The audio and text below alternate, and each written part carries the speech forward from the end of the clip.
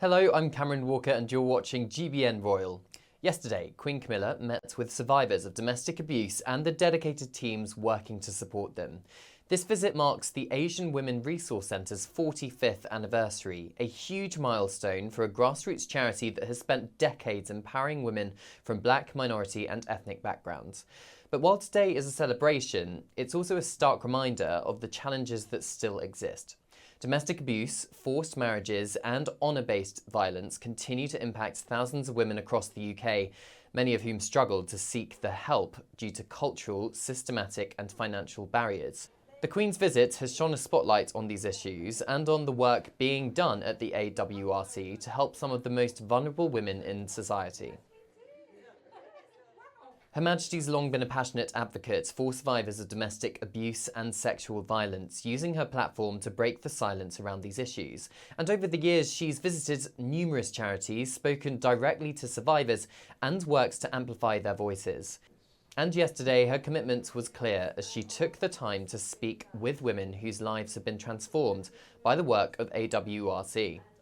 During one of the conversations, the Queen was introduced to a worker from the charity Forward, which focuses on ending female genital mutilation. The Queen was shocked that the practice still existed and had this to say. I'm so glad to see it. Terrifying, isn't it? Yeah. It's still happening. Best we can, and just every little we can. I think just the awareness, people starting to talk about this topic is... Well, exactly. It's people say time and time again, it's supposed to. Yes. You've got to lift the lid. Her words reflected the deep sense of urgency that so many campaigners feel about this issue, one that, despite years of awareness efforts, continues to affect girls both in the UK and around the world, of course. And Her Majesty then spent time, more than half an hour actually, speaking with survivors, and for obvious reasons that remained private. But they were women who had experienced unimaginable hardships, but who had found safety, support and empowerment through organisations like AWRC. Their stories are deeply personal, but they also highlight a much bigger picture, one of resilience, recovery and the ongoing struggle for justice. After her conversations with survivors, the Queen reflected on the impact of their stories. So we support survivors who have a housing need and need support with advocacy. And have you always wanted to do this? My mother is a survivor of domestic abuse. Oh, see again. And, So it's funny how many people come back into wanting to I help. wanted to serve the community Yeah. and things like that. Did you get an opportunity to speak to Charmaine downstairs, my survivor? I did. Yes, you did, yes. Yes, I did. Yes, you did. Yeah, Brilliant. no, they were absolutely wonderful downstairs. Oh, I wish you a good day. We've obviously changed their life. Definitely. But what exactly does this work look like? Well, the AWRC provides a lifeline to women escaping abuse. Their services range from helping people find emergency housing and legal advice, and of course advice for leaving a dangerous situation. It's about overcoming the many obstacles that stand in their way. So BME women come with a number of challenges that maybe the wider society may not experience. We have intersectional challenges because BME women have, and all women actually have, lots of identities which they come together with. So they may be a mother, they may be working, they may be disabled, they may be LGBTQ+, they may believe in a certain faith. So those are all barriers that they may have experienced because of racism, Islamophobia, because of their Jewish faith, their Christian faith, and they may not actually speak English as a first language, so we provide all those kind of linguistic supports here. And you mentioned some women come to the UK on a certain type of visa, and that actually, then the person abusing them kind of uses that to their disadvantage. Absolutely. They weaponize their immigration status against them. So the women are scared that they'll be sent back to their home countries, that they'll be separated from their children, that they may not see them growing up, and they may be, classed as having a mental ill health as well at the same time and being a bad mother, as it were. One of the most significant issues facing survivors from black and minority ethnic backgrounds is immigration status. For many women, their immigration status is used as a tool of control by their abusers, threatening them with deportation, withholding documents, or exploiting the no recourse to public funds policy, which can leave them without access to housing or financial support. Charities like the AWRC work tirelessly to help these women navigate the complex legal system and find a path to safety. Rajia Begum, who's a domestic abuse housing advocate, was inspired after her own mum became a survivor of domestic abuse. Here's her story.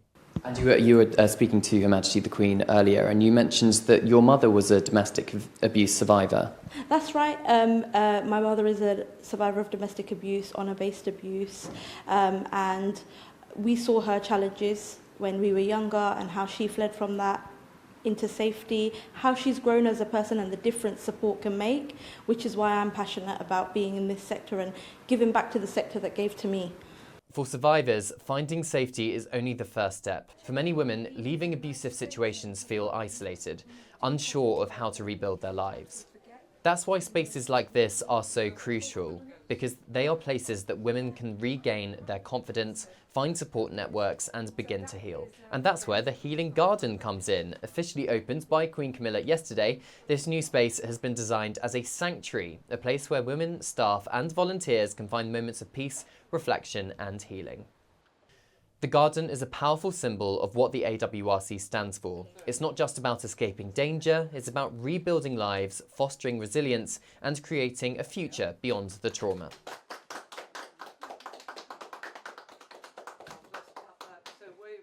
But while today is a celebration, it's also a reminder that the fight is far from over. Domestic abuse remains a widespread issue in the UK. Statistics show that 1 in 4 women will experience abuse in their lifetime. And every week, 2 women lose their lives to domestic violence. The work of charities like the AWRC helps to combat this, yet they face ongoing struggles, especially when it comes to funding and government support. For many charities, short-term grants and inconsistent funding make it difficult to plan for the future, and this uncertainty can have a direct impact on the services they provide, putting survivors at risk of falling through the cracks. That's why those we spoke to today say having high-profile figures like Queen Camilla engage with them is so important. They say Her Majesty's visit today wasn't just about recognition, it was about raising awareness. By bringing attention to the work of the AWRC, she's helped to ensure that the voices of survivors are heard and that the challenges they face remain part of the national conversation. If you or someone you know needs support, we'll leave links to relevant organisations in the description below. Thanks for watching, and don't forget to like, subscribe and leave a comment. This has been Cameron Walker for GBN Royal. At GB News, we believe in the power of free speech. We're not afraid to ask the tough questions, challenge the status quo and give you a voice. While others silence dissent, we champion the truth. By becoming a GB News member, you're not just supporting free speech, you're defending it. Please consider supporting us today. Together, we'll hold the powerful to account and make sure that your voice is always heard. Simply go to gbnews.com/support and stand with us for what matters most.